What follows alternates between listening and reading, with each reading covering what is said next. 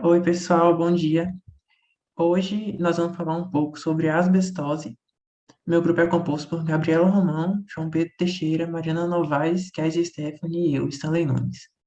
Bom, a discussão de hoje vai ser da seguinte forma. Primeiro nós vamos falar um pouco sobre as definições, sobre a epidemiologia e tudo mais. Vamos passar pela etiologia, fisiopatologia, alguns critérios diagnósticos, tratamentos disponíveis e sobre as medidas preventivas para a asbestose.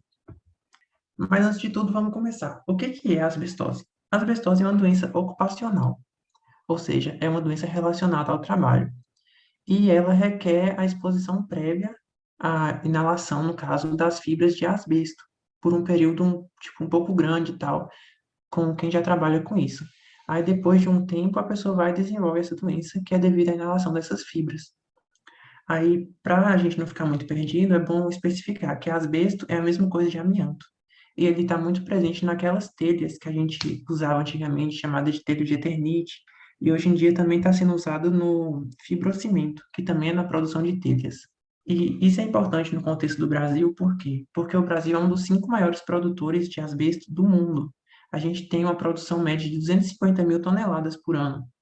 E apesar de ter diminuído nos últimos tempos devido ao pouco uso do asbesto, devido a desenvolver a asbestose com quem trabalha com isso, a gente ainda tem uma produção muito significativa e muitas pessoas no Brasil ainda desenvolvem essa doença hoje em dia. Aí, quem quiser ver mais informações sobre como está o status sobre isso hoje, você pode acessar o site abrea.com.br, que é a Associação Brasileira de Exposição ao Asbesto. E, tipo, como eu disse, muita gente está exposta no Brasil, cerca de 300 mil pessoas. E isso considera não só quem trabalha diretamente com isso, como também as famílias de quem trabalha com isso. Porque as fibras muitas vezes ficam nas roupas, e aí acaba atingindo mais pessoas do que só quem está na cadeia de produção. Isso não é uma realidade distante. Aqui próximo de Vitória da Conquista, lá em Monte Jesus da Serra, fica a menos de 100 quilômetros daqui, próximo de Poções, tem uma mina que já foi desativada há mais de 50 anos, que era uma das principais produtoras de asbesto do Brasil. E ainda hoje, ainda tem reflexo na saúde desse local, porque além dos reflexos dos trabalhadores e suas famílias, a mina acabou poluindo um rio que passava na região, uma fonte de água. Resumindo tudo, o asbesto no corpo da pessoa vai ser uma fibrose pulmonar crônica e irreversível, que ocorre como consequência a inalação da poeira ou das fibras de amianto, que é a mesma coisa do asbesto. E aí pode cursar com espessamento da pleura, formação de placas pleurais ou até mesmo complicar com mesoteliomas, que é um tipo de câncer. Então, basicamente, o mecanismo fisiopatológico da asbestose vai envolver uma fibrose intersticial, que vai acontecer devido ao contato do asbesto ou do amianto com o tecido pulmonar, e isso vai gerar uma cascata imunológica. Então, o que acontece? Acredita-se que com a deposição e a migração das fibras de amianto no pulmão, vai ocorrer um acúmulo de macrófagos seguido de fibroblasto. E aí, o que vai acontecer? As espécies reativas de oxigênio que são produzidas pelas células imunes e pelos fagócitos vão resultar numa lesão oxidativa. E as próprias células lesadas também vai produzir fatores de crescimento de fibroblasto, o que vai induzir a fibrose. Então, na tentativa de fagocitar, né, esse corpo estranho que está no pulmão, os macrófagos alveolares, eles vão liberar citocinas e fatores de crescimento. Vários fatores de crescimento. Vai liberar fatores de necrose tecidual, por exemplo, também. Isso vai gerar uma inflamação tecidual. Essa inflamação vai levar a uma liberação de colágeno e também a formação de fibrose. As próprias fibras que entram em contato com o tecido pulmonar, elas vão ativar o complemento e isso vai ser um fator quimiotático para macrófagos. Então, vai fazer com que macrófagos migrem para aquele lugar e vai gerar toda a cascata novamente, que vai levar à fibrose. E também tem estudos que revelam que o comprimento das fibras, ou seja, quanto maior as fibras, vai ter uma relação direta com a patogênese. As fibras que possuem 5 micrômetros de diâmetro até 200 micrômetros de comprimento chegam aos alvéolos e vão estimular uma produção de tecido cicatricial.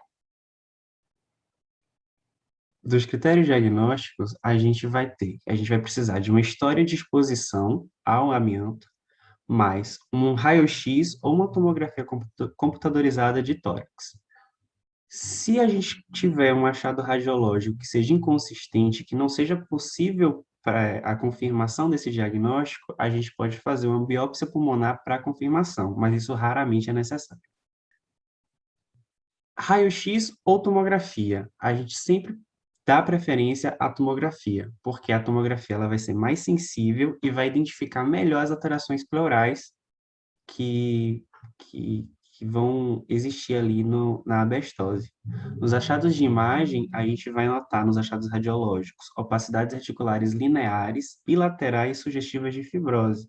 Geralmente, o padrão de acometimento, né, dessa fibrose na abestose vai ser na periferia dos lobos inferiores. Vai ser onde primeiro acomete, vai ser o lugar onde ela vai dar preferência. A gente vai notar também presença de placas pleurais, que é patognomônico da exposição prévia ao amianto. E a classificação de gravidade, ela vai considerar o tamanho, localização e a profusão das opacidades. Como exames complementares, mas que não são capazes de fechar diagnóstico, a gente pode pedir testes de função pulmonar, que apesar de ser inespecífico, vão ajudar a categorizar as alterações ao longo do tempo. Então, a gente pode mensurar os volumes pulmonares reduzidos e a capacidade de difusão de monóxido de carbono por DLCO.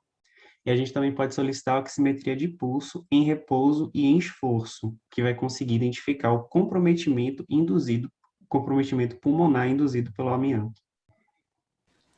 E como é que se dá o tratamento e a prevenção da asbestose? O tratamento não possui um tratamento farmacológico eficaz e, geralmente, o tratamento se dá de suporte através de oxigênio suplementar e consideração para um transplante de pulmão. Deve-se também orientar o paciente para cessar o tabagismo, pois esse acelera a deterioração do quadro clínico desse paciente e piora também o prognóstico da doença. Você também deve orientar o paciente a descontinuar a exposição ao amianto. Já na prevenção, você deve evitar a exposição a essa substância e, caso não for possível evitar a exposição, deve haver protetores respiratórios para os trabalhadores que lidam com material, tem que haver um ambiente industrial sempre umidificado e piso lavado e garantir também a ventilação geral desse local de trabalho. Então, vou falar um pouquinho sobre as possíveis complicações da asbestose. Então, como a gente viu, ocorre uma lesão que é bastante importante no tecido pulmonar, e isso pode levar, né, a outras complicações, a complicações ainda mais graves e que podem prejudicar ainda mais a qualidade de vida desse paciente. Então, por isso, né, é extremamente importante que o diagnóstico, né, o tratamento, o manejo clínico, eles sejam iniciados o mais cedo possível. E as principais complicações envolvendo são a hipertensão pulmonar, a cor pulmonale, a insuficiência cardíaca, o derrame pleural e o mesotelioma, que é uma neoplasia maligna.